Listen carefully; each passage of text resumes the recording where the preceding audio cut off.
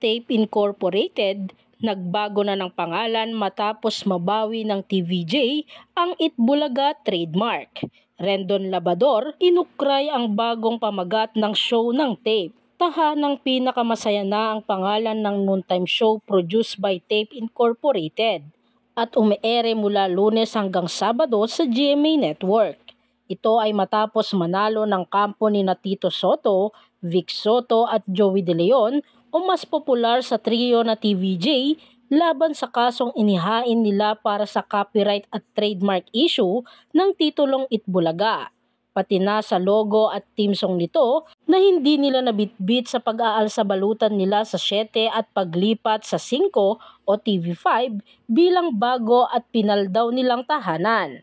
Kaya naman mula Mayo 2023 hanggang nitong Enero 5, 2024 ay Itbulaga pa rin ang ginagamit ng Tape sa nabanggit na noontime show. Ang TVG naman kasama ang original dub arcades, EAT ang ginamit na pamagat ng show na maaaring bigyan ng maraming pakahulugan gaya ng Ito ang Tunay at iba pa.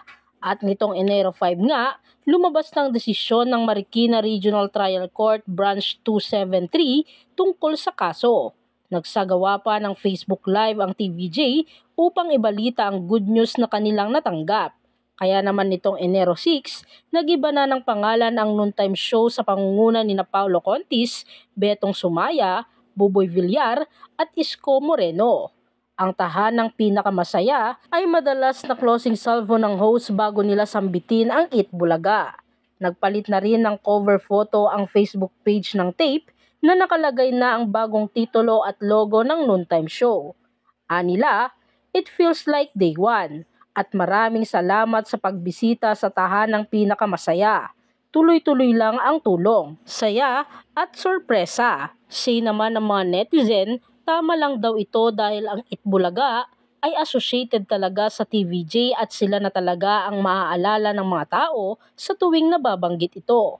At least kung bago na raw ang pamagat ng show, mas magmamarka na ito sa mga bagong host at sila na ang maaalala. Samantala, tila hindi nagustuhan nga ni social media personality Rendon Labador ang bagong pangalan ng noontime show ng Television and Production Exponent Incorporated o Tape Incorporated.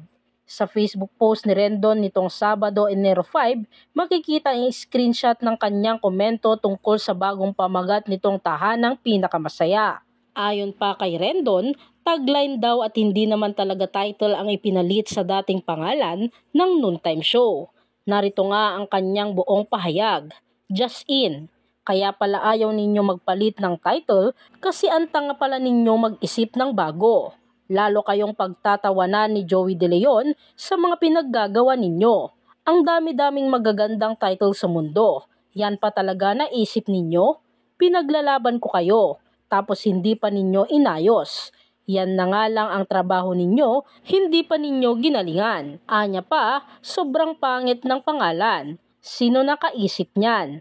Tagline tawag dyan, hindi title yan. Ang daming magagandang title.